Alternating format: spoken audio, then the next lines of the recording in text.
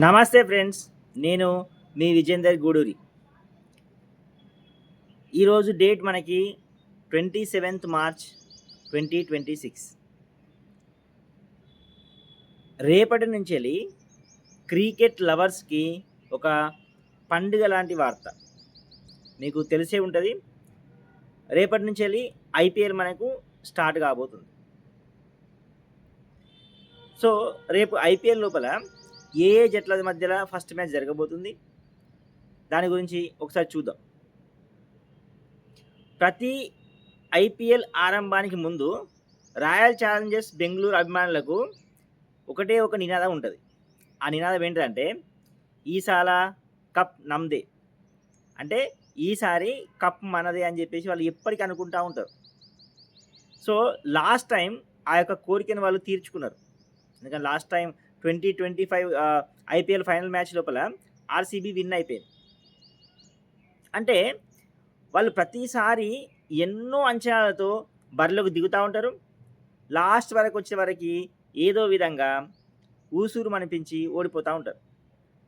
కానీ RCB start అయిన 18 సంవత్సరాల తర్వాత మొదటిసారి వాళ్ళు కప్పుని అందుకున్నారు. అంటే ఐపీఎల్ స్టార్ట్ అయ్యి 18 years అవుతుంది. అప్పటి నుంచి వీళ్ళు ఒక్కసారి కూడా గెలవలే. మన లాస్ట్ 2025 లోపల ఐపీఎల్ ఫైనల్ మ్యాచ్ లోపల గెలిచింది. అయితే ఈసారి కూడా వాళ్ళు ఛాంపియన్గానే బరిలో దిగుతూ ఉన్నారు.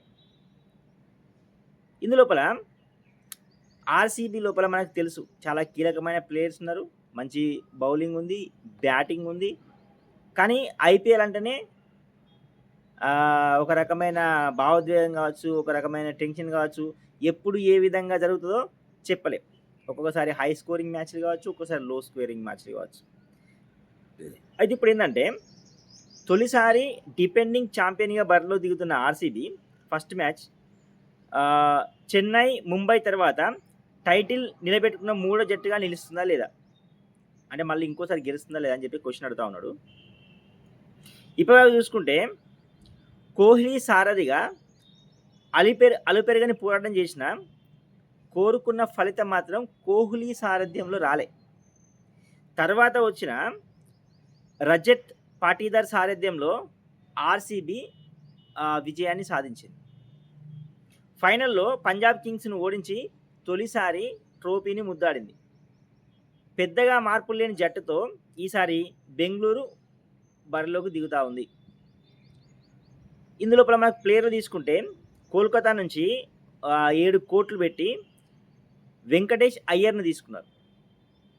అందులో 2 కోట్లు పెట్టి పేసర్ జాకబ్ డఫీ జట్టులోకి తీసుకున్నారు. సరే, జట్టులో ఎవరు ఉన్నా లేకున్నా మాత్రం కంపల్సరీ అందరి యొక్క దృష్టి మాత్రం కింగ్ కోహ్లీ పైనే ఉంటుంది.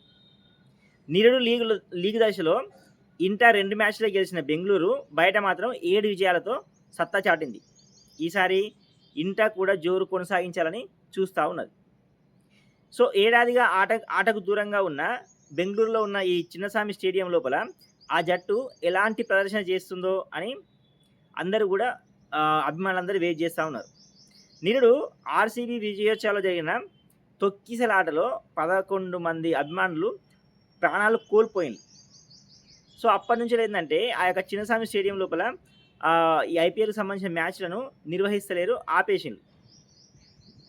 తర్వాత భద్రతా ప్రమాణాలు పెంచడంతో ఇటీవలనే కొంచెం ఈ ఐపీఎల్ స్టార్ట్ కాబోతుంది కదా, మీరు ఖచ్చితంగా మేము సరి అయిన భద్రత తీసుకుంటాము, ఈసారి అభిమానులకు ఏం కాకుండా చూసుకుంటాము అని చెప్పడం ద్వారా ఈసారి అనుమతి ఇచ్చింది. మార్చి 28న ఇక్కడ జరిగే ఈ సీజన్ తొలి మ్యాచ్లో బెంగళూరు సన్ రైజర్స్ హైదరాబాద్ను ఢీకొంటుంది. సో రేపే మనకు ఫస్ట్ ఐపీఎల్ మ్యాచ్. దీని మధ్య అంటే Bengaluru plus SRH Sunrisers Hyderabad మధ్య రేపు ఫస్ట్ మ్యాచ్ ఉందంట. ఛాంపియన్గా నిలిచిన ఏడాదికే ఆ జట్టు యాజమాన్యం మారిపోయింది. 18 years నుంచి బెంగళూరుకు యజమానిగా ఉన్న యునైటెడ్ స్పిరిట్స్ లిమిటెడ్ ఆ యొక్క జట్టును 16,706 కోట్లకు ఫ్రాంచైజీని అమ్మేసిందంట. ఫ్రాంచైజీ చేతులు మారినా కప్పు చేతులు మారకూడదని ఆర్సీబీ పట్టుదలగా ఉంది. మరి ఆ జట్టు గెలుస్తుందా లేదా, వాళ్ళ యొక్క పరిస్థితులు ఎలా ఉంటాయో రేపటికి సంబంధించిన మ్యాచ్ లోపల తెలుసుకుంటది. సో, అందులో ఒకసారి వాళ్ళ యొక్క బ్యాటింగ్ యొక్క పాజిటివ్స్ తీసుకుంటే, పటిష్టమైన బ్యాటింగ్ లైనప్పే బెంగుళూరుకు అతి పెద్ద బలం. లీగ్ ఆరంభం నుంచి జట్టుతోనే ఉన్న కోహ్లీ జట్టు బ్యాటింగ్‌కు వెన్నెముక. అంటే టాప్ ఆర్డర్ బ్యాట్స్‌మెన్స్‌గా మనకు కోహ్లీ ఉన్నాడు. 2025లో 15 మ్యాచ్‌ల లోపల కోహ్లీ 657 పరుగులు చేసిన విరాట్ పైనే ఆర్‌సీబీ మరోసారి ఆధారపడనుంది. లాస్ట్ టైం మనకు 15 మ్యాచ్ లోపల కింగ్ కోహ్లీ 657 పరుగులు చేసిండు. సో, కోహ్లీయే కాకుండా Rajat Patidar, Jacob Bethell, Phil Salt, Tim David, Romario Shepherd, Jitesh Sharma, Devdutt పడిక్కల్‌తో ఆ జట్టు బ్యాటింగ్ బలంగా ఉంది. మీకు అందరికీ తెలుసు పడిక్కల్ కానీ, ఫిల్ సాల్ట్ కానీ, టిమ్ డేవిడ్ కానీ, రజత్ పటిదార్ కానీ వీళ్ళందరూ టాప్ బ్యాట్స్‌మన్స్. ఏ ఒక్కరు కొంచెం నిలదొక్కున్నా కూడా జట్టు భారీ స్కోర్ చూసే అవకాశాలు ఉంటాయి. ఎందుకంటే వీళ్ళందరూ టాప్ హిట్టింగ్ ప్లేయర్స్ కాబట్టి.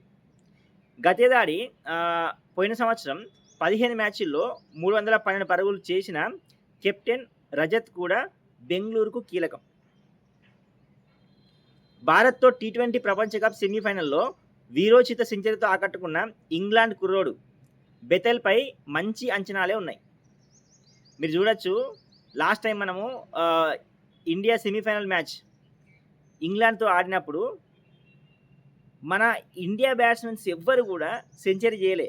కానీ ఇంగ్లాండ్ ఓపెనర్ బ్యాట్స్‌మెన్ పిల్లగాడు ఎవరు, ఇంగ్లాండ్ కుర్రాడు బెథెల్ బీభత్సంగా బ్యాటింగ్ చేసిండు.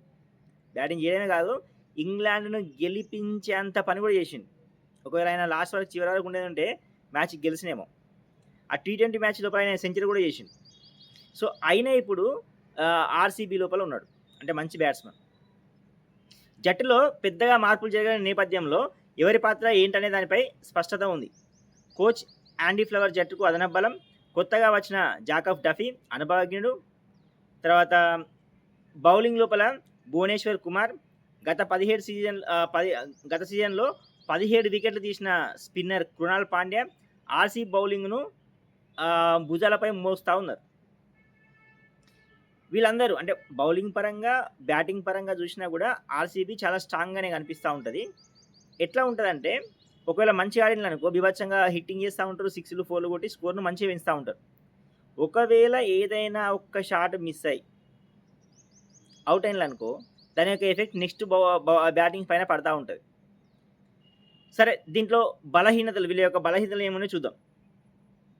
బ్యాటింగ్, బౌలింగ్‌లో స్టార్ పవర్ ఉన్న స్థిరత్వం లేకపోవడం ఆరంభం నుంచి ఆర్‌సీబీకి పెద్ద బలహీనత. అంటే అందరూ కలిసికట్టుగా ఒక్కొక్కసారి ఆడొచ్చు, ఆడకపోవచ్చు. ఈ మ్యాచ్‌లో ఆడిన వాళ్ళు ఇంకొక మ్యాచ్‌లో రాణించొచ్చు, రాణించకపోవచ్చు. ఒక్కరిపైనే ఆధారపడడం అనేది ఈ యొక్క ఆర్‌సీబీ యొక్క మెయిన్ బలహీనతగా చెప్పుకోవచ్చు. గత టోర్నీలో కీలక సమయాల్లో ఆ బలహీనతను అధిగమించి విజయాన్ని అందుకుంది. మరి ఈసారి ఎలా ఆడుతుందో చూడాలి. బ్యాటింగ్‌లో ఆ జట్టు భారం అంతా కోహ్లీ పైనే ఉన్నది. మనం ఆర్‌సీబీ మ్యాచ్‌లు చూసుకుంటే అందులో ఎక్కువగా స్కోర్ చేసేది మాత్రం కోహ్లీగానే ఉంటాడు. అతిగా ఆధారపడడం. 2025 టోర్నీలో జట్టు విజేతగా నిలవడంలో కీలకంగా వ్యవహరించిన పేసర్ జోస్ హేజిల్వుడ్ ఆయన 12 మ్యాచ్ల లోపల 22 వికెట్లు తీసిండన్నట్టు. కానీ బ్యాడ్ న్యూస్ ఏంటంటే, గాయంతో ఆరంభంలో కొన్ని మ్యాచ్లకు అందుబాటులో ఉండకపోవడం ఆ యొక్క జట్టుకు పెద్ద మైనస్ పాయింట్గా ఉన్నది. విదేశీ ప్లేయర్ల కూర్పు విషయంలో కూడా కొద్దిగా డైలమా ఉన్నట్టుగా తెలుస్తూ ఉన్నది. ఇది కొన్ని వీళ్ళు ఓవర్కమ్ చేసేస్తే ఈసారి కూడా వీళ్ళు కప్పు గెలిచే అవకాశాలు కనిపిస్తూ ఉన్నాయి. ఇంకొకటి ఏంటంటే, గాయాలతో బాధపడే చరిత్ర ఉన్న భువనేశ్వర్ కుమార్, హేజిల్వుడ్లపైనే జట్టు బౌలింగ్ ఎక్కువగా ఆధారపడి ఉంది. అంటే టాప్ మెయిన్ బౌలర్స్గా వీళ్ళిద్దరే ఉన్నారు. ఒకరు భువనేశ్వర్ కుమార్ ఉన్నాడు, ఇంకోరు హేజిల్వుడ్ ఉన్నారు. విదేశీ స్టార్ల స్థాయిలో సత్తా చాటగలిగే దేశీ ఫేస్ ఆల్రౌండర్ లేకపోవడం ఆర్‌సీబీకి పెద్ద లోటు. వేలంలో భారీ మొత్తం పెట్టుకున్న ఫేస్ ఆల్రౌండర్ వెంకటేష్ అయ్యర్ గత సీజన్లో కోల్కతా తరపున 11 మ్యాచ్ల్లో ఓన్లీ 142 పరుగులు మాత్రమే చేసిండు. ఒక్క ఓవర్ కూడా బౌలింగ్ చేయలేదు. ఆల్రౌండర్‌గా అతన్ని నమ్ముకునే పరిస్థితి లేదు. అయితే లాస్ట్ టైమ్ ఏం చేసిండంటే ఈ వెంకటేష్ అయ్యర్‌ని ఎక్కువగా డబ్బులు పెట్టి తీసుకున్నారు. కానీ ఆయన తేలిపోయిండు. ఎక్కువ పరుగులు చేయలే. ఓన్లీ 11 మ్యాచ్‌ల లోపల 142 పరుగులు మాత్రమే చేసిండు. ఒక్క ఓవర్ కూడా బౌలింగ్ చేయలే. ఆయన ఆల్రౌండర్‌గా తీసుకున్నా గానీ దానికి సంబంధించిన పూర్తి న్యాయం అయితే చేయలేదు. సో, ఇందులో మన కీలక ప్లేయర్స్ ఎవరున్నారు అని చూసుకుంటే Kohli, Hazlewood, Salt, Bethell, Duffy, Bhuvneshwar Kumar, Krunal Pandya వీళ్ళు మెయిన్ ప్లేయర్‌గా ఉన్నారు.